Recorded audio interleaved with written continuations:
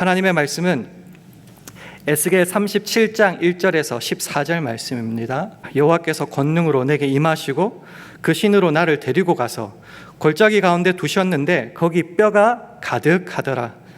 나를 그 뼈 사방으로 지나게 하시기로 본즉 그 골짜기 지면에 물야심이 많고 아주 말랐더라. 그가 내게 이르시되 인자야 이 뼈들이 능히 살겠느냐 하시기로 내가 대답하되 주 여호와여 주께서 아시나이다. 내게 이르시되 태어나여 이르기를 너희 마른 뼈들아 여호와의 말씀을 들을지어다. 주 여호와께서 이 뼈들에게 말씀하시기를 내가 생기로 너희에게 들어가게 하리니 너희가 살리라. 너희 위에 힘줄을 두고 살을 입히고 가죽으로 덮고 너희 속에 생기를 두리니 너희가 살리라. 또 나를 여호와인 줄 알리라 하셨다 하라. 이에 내가 명을 조차 대언하니 대언할 때에 소리가 나고 움직이더니 이 뼈 저 뼈가 들어 맞아서 뼈들이 서로 연락하더라. 내가 또 보니 그 뼈에 힘줄이 생기고 살이 오르며 그 위에 가죽이 덮이나 그 속에 생기는 없더라.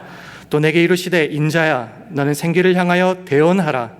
생기에게 대언하여 이르기를 주 여호와의 말씀에 생기야 사방에서부터 와서 이 사망을 당한 자에게 불어서 살게 하라 하셨다 하라. 이에 내가 그 명대로 대언하니 생기가 그들에게 들어가면 그들이 곧 살아 일어나서 서른데 극히 큰 군대더라.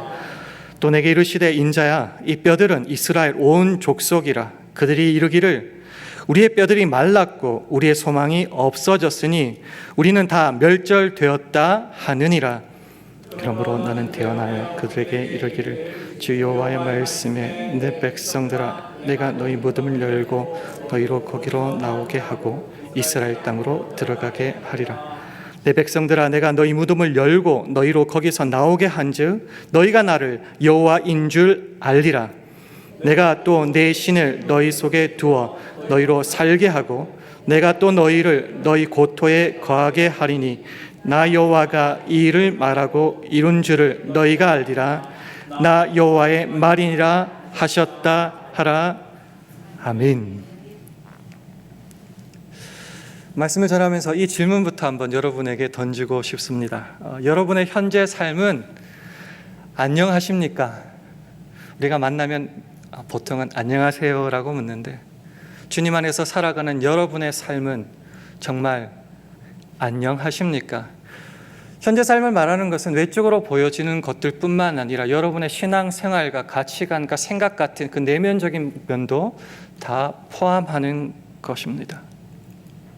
3년이 넘는 팬데믹 가운데 여러 가지 어려움을 겪었죠. 그런 가운데 제 입에 붙은 좀 부정적인 언어 습관이 있습니다. 그게 뭐냐고 하면은 어쩔 수 없어 라는 겁니다. 안 되는 게 뻔히 보이고 일이 그렇게 진행될 것 같으면 꼭 말하죠. 어쩔 수 없어, 할 수 없어. 사실 팬데믹 전에는 상상치 못하는 어려움들이 있었습니다. 하다못해 대면 예배를 안 드린다는 생각조차 할 수 없었는데 법적으로 멈춰서 버렸죠. 그런 일들이 여러 가지로 많이 우리 속에 닥치다 보니 심리적으로 정신적으로도 많이 힘들었습니다. 인간관계도 많이 뒤틀어졌고요. 경제적으로도 참 많이 힘들었습니다. 또 우리 믿는 자로서 간과할 수 없는 사실은 우리의 신앙생활에서도 핑계와 변명과 게으름이 무척이나 많이 늘었고 그것이 우리의 현실이 되어버렸다라는 겁니다. 이런 것들이 하루 이틀이 아니라 계속적으로 오랜 기간 동안 반복되다 보니까 믿는 사람, 기도하는 사람, 말씀을 믿는 사람인 우리들에게도 그런 무너짐과 절망이 오래 노출되고야 말았습니다. 익숙하게 되었습니다. 더 기가 막힌 것은 그것이 우리 삶에 당연하다는 생각이 머릿속에 박히기 시작했다는 겁니다. 그래서 어쩔 수 없어. 그 말을 하며 주 안에서 다시 일어날 생각조차 시도조차 하지 않는 모습이 어쩌면 저와 여러분의 모습이 되어가고 있다는 겁니다.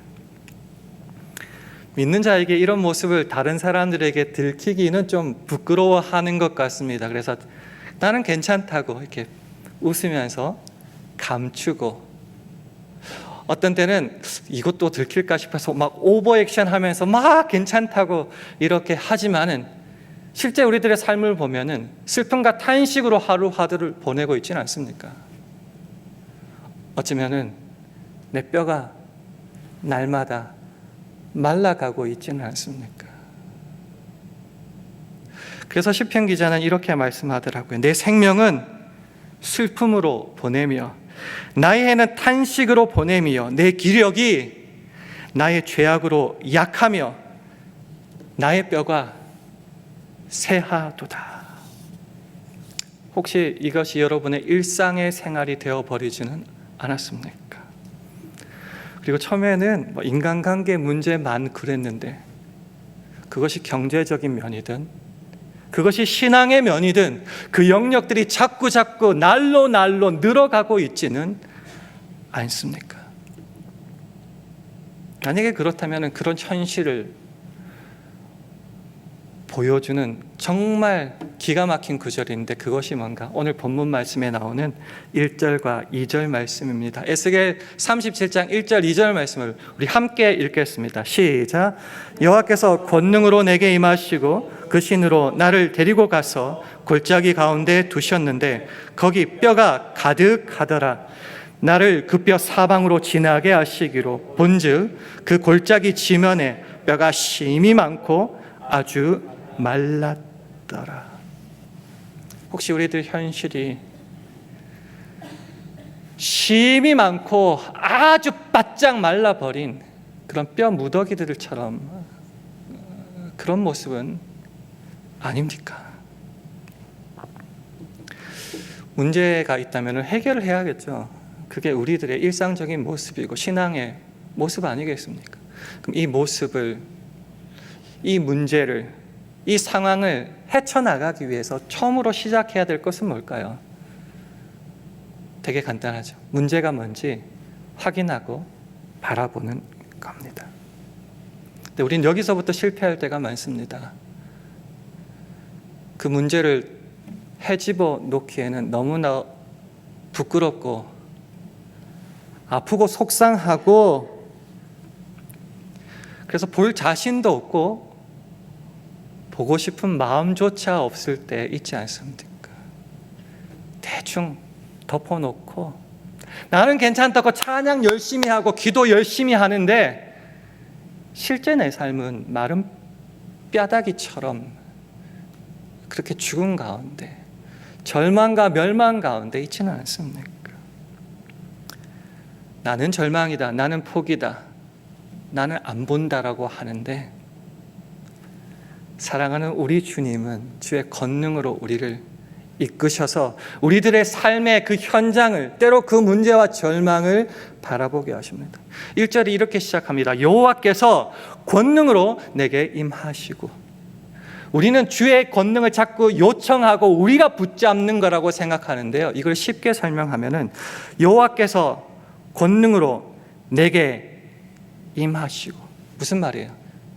나는 절망이다, 포기하고 나자빠져 있는 그 시점에서도 우리 하나님은 나를 그 권능으로 사로잡아 주십니다. 주께서 먼저 찾아오시고 나를 고치실 새 일을, 새 역사를 행하실 일을 시작하신다는 거죠.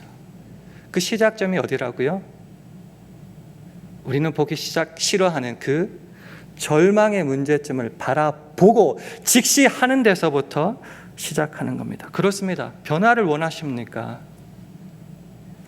내 삶을 바라봐야 됩니다. 그 무너진 자리에서 일으키시는 주님을 기대하며 그곳으로 나아가야 됩니다. 그리고 보여주시고 나서는 물으십니다. 에스겔 37장 3절 말씀을 우리 화면 보시면서 함께 읽겠습니다. 시작. 그가 내게 이르시되 인자야 이 뼈들이 능히 살겠느냐 하시기로 내가 대답하되 주 여호와여 주께서 아시나이다. 여러분에게 한번 질문 드려볼게요. 여러분의 무너진 삶의 자리가 있고 주께서 그것을 보여주십니다. 그리고 물으셔요. 이 뼈들이 정녕 살아나겠느냐? 너의 무너진 그 관계, 자리, 그런 형편들이 다시 회복되겠느냐? 여러분에게 물으십니다. 여러분은 뭐라 대답하실 겁니까? 꼭 우리 입으로 말하도록 요청하세요. 여러분의 대답은 무엇입니까? 에스겔은 이렇게 말했죠. 주 여호와여, 주께서 아시나이다.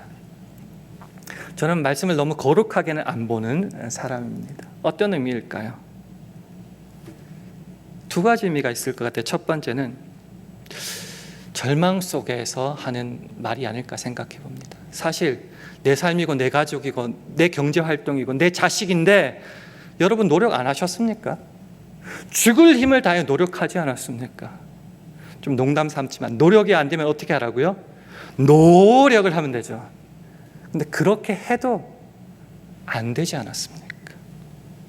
해도 안 되는 걸 어떻게 하란 말인가? 무능력과 무기력이 자리 잡았죠. 그러다 보면 믿음도 약해졌죠. 하나님도 못하실 거야 라는 회의감이 자꾸 생각나죠. 그것에 익숙해지죠. 그러니 대놓고 못한다는 말하고 주님 아시겠죠, 뭐 이 정도죠. 욥이 말합니다. 사람이 죽으면 어찌 다시 살리까? 부정적인 말이죠. 회의적인 말이죠. 그래도 주여, 주께서는 아시겠죠. 그러나 동시에 내가 못한다고 포기하고 절망하면 끝이잖아요. 우리 하나님은 다르시다고 확인했잖아요. 그러니 믿고 싶은 거죠. 주님은 고칠 수 있을 거예요.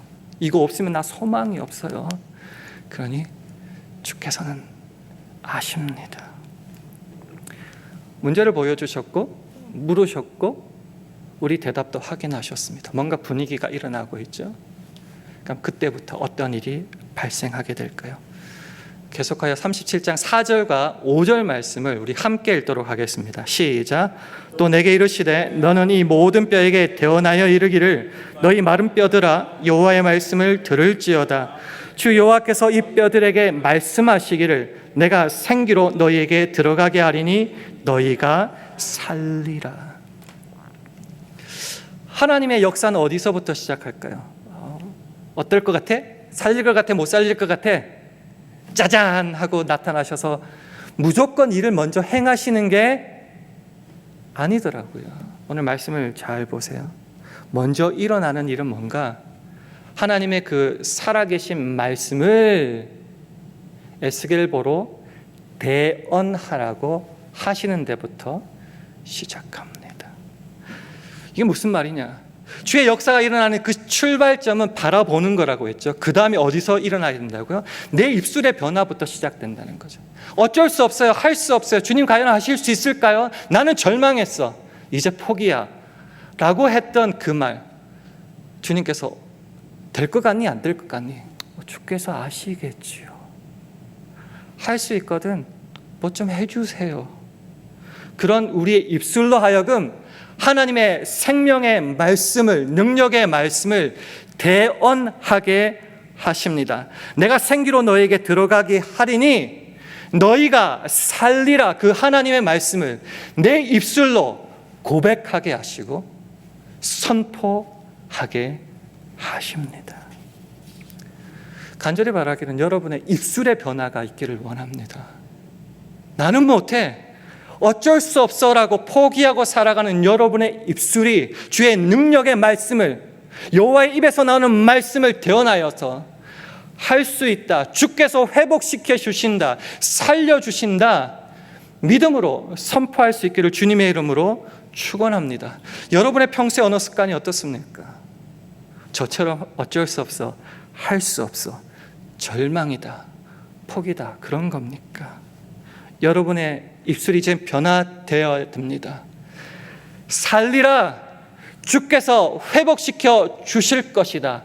기도할 때 들어주실 것이다. 그 약속의 말씀을 내가 입으로 선포하고 고백할 때에 거기서부터 주님의 역사는 시작하게 됩니다. 그래서 어떻게 벌어질까요? 그 다음에 6절 말씀을 한번 화면을 보시면서 함께 읽겠습니다. 시작. 너희 위에 힘줄을 두고 살을 입히고 가죽으로 덮고 너희 속에 생기를 두리니 너희가 살리라. 또 나를 여호와인 줄 알리라 하셨다 하라. 시건치 않으시는 하나님, 그 입술의 말씀을 실제 삶의 역사로 행하십니다. 너희가 살게 될 것이라 말씀하십니다. 주의 말씀에, 주의 기적에, 주의 능력의 목적이 도대체 뭘까요?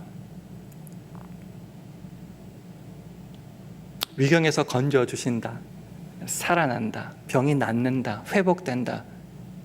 우리는 그것을 최종 목표라고 생각해요. 근데 하나님이 우리로 선포케 하시고 입술로 고백하게 하시고 행하심의 목적은 단순히 위경에서 탈출하는 게 아닙니다. 그게 뭔가? 너희가 살리라, 뒤에 말 있죠. 또 나를 여호와인 줄 알리라 하셨다. 하나님을 하나님으로 아는 것. 세 번역으로 번역하면 조금 더 쉬울 것 같아요. 너희가 다시 살아나야 하겠다, 살아나게 하겠다. 그때에야 비로소 너희는 내가 주인 줄 알게 될 것이다. 하나님의 기적의 목적은 단순히 자신을 자랑하기 위해서가 아니에요. 우리가 하나님을 Lord, 주인님, 주님으로 모시는 것을 분명히 맞는 거라고, 확신한 거라고 알게 하기 위해서 이 능력을, 이 기적을, 이 회복과 살림을 너희에게 주겠다라는 겁니다. 다시요. 포기라고요? 절망이라고요? 근데 하나님을 아는 것은 부활이요, 생명이다, 살아남이다, 회복이다. 반대로도 성립되겠죠. 하나님을 알지 못하면은 죽음이고 멸망이다. 그래서 하나님은 내가 너의 주다라는 것을 확실히 알게 하고 깨닫게 하기 위해서 이 일들을, 부활을, 생명을, 회복을 너희에게 허락한다라는 겁니다. 다시요. 우리가 잘해서 뭔가를 바쳐서 뭔가를 주님 앞에 드림으로 뭔가를 얻겠다는 생각이 아니에요. 내가 누구인지 알리기 위해서. 얼마나 자비롭고 선하시고 좋으신 분임을 알기 위해서 우리에게 그 일을 행하신다. 이를 위해서 기꺼이 우리 삶의 모든 영역에서 하나님은 회복을 우리에게, 여러분에게 허락하신다라는 겁니다. 말씀 읽어보면 알겠지만요, 어설프게 죽지 못해 살아갈 정도로만 회복시켜 주셔서 힘들게 살아가는 것이 아니라요, 뼈가 붙고 힘줄과 그 혈관과 살이 덮여서 큰 군대가 되는 완전하고 완벽한 회복으로 여러분의 삶의 모든 영역에서 여러분에게 기적을 베풀어 주신다는 겁니다. 부부 사이에서, 부모와 자식과의 관계 속에서, 경제 문제에서, 사람의 관계 문제에서, 사회생활에서 기꺼이 하나님은 여러분을 위해서 능력을 베풀어 주신다는 겁니다. 그래서 우리 입술에 나올 것 할렐루야죠. 주님을 찬송합니다. 우리들이 이렇게 살펴봤던 것이 정말 맞는지 안 맞는지 확인해야 되겠죠. 그것을 하나님의 입으로 이 환상을 해석한 장면이 나옵니다. 한번 보면서 확인했으면 좋겠습니다. 11절과 12절 말씀을 함께 읽도록 하겠습니다. 시작. 또 내게 이르시되 인자야, 이 뼈들은 이스라엘 족속이라. 그들이 이르기를 우리의 뼈들이 말랐고 우리의 소망이 없어졌으니 우리는 다 멸절되었다 하느니라. 그러므로 너는 대언하여 그들에게 이르기를 주 여호와의 말씀에 내 백성들아, 내가 너희 무덤을 열고 너희로 거기서 나오게 하고 이스라엘 땅으로 들어가게 하리라. 마른 뼈들, 컨텍스트로는 이스라엘 백성이지만 우리로 한번 확인해 볼게요. 우리들, 저와 여러분들, 말라 비틀어져 버린 쉼이 많고 아주 마른 뼈다귀들, 그들의 현실은 소망이 없고 망했다는 거죠. 그러나 우리의 입술로 주의 말씀을 대언할 때에 무덤이 열립니다. 거기서 나가게 됩니다. 이스라엘 땅으로, 회복으로 향하게 된다는 겁니다. 우리를 일으키고 살리시고 회복시켜 주시는 이유가 뭐라고요?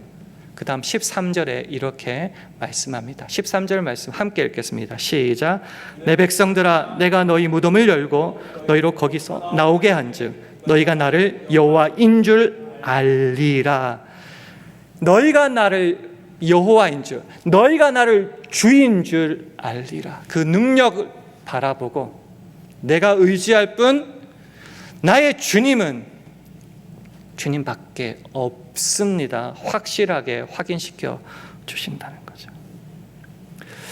이 말씀을 들어도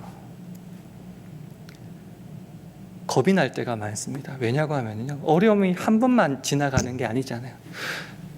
해결됐는데 또 그 어려움이 닥치고, 억지로 그것을 풀었는데 또 어려움이 닥치고, 평생 그 어려움 속에 산다고 해도 과언이 아닌데, 그런 반복되는 어려움 속에서 불안한 거죠. 이게 일회성이 아닐까, 하나님의 그 능력이 한 번으로 끝나지 않을까, 혹시 두려워하시는 여러분의 마음이 있을지 몰라서요, 마지막으로 14절 말씀을 한번 확인했으면 좋겠습니다. 화면 보시고 함께 읽겠습니다. 시작.